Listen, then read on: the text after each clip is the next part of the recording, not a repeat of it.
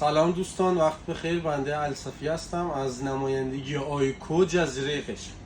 یکی از پرفروشترین محصولات تو شغل ما خردکن برقی.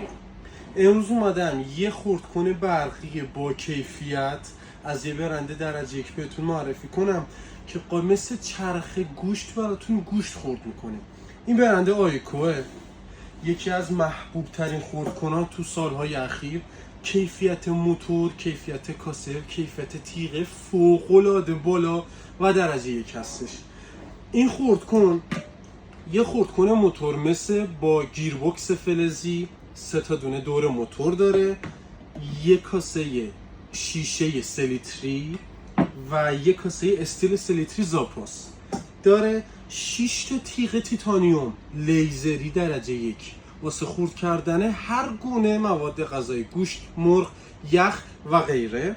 4 تا تیغ اره‌ای هم داره که به عنوان زاپاس میتونین ازش استفاده بکنین. این محصول یه موتور 700 وات داره، صداش فوق‌العاده کمه و متریال ساختش خیلی بالاست. مصرف برقش هم مثبته. این محصول میتونین از ما خریداری بکنین با شرایط ویژه: 1 سال ضمانت تعویض، 2 سال گارانتی تعمیر و 5 سال خدمات پس از فروش. خیلی مخلصم، در خدمت.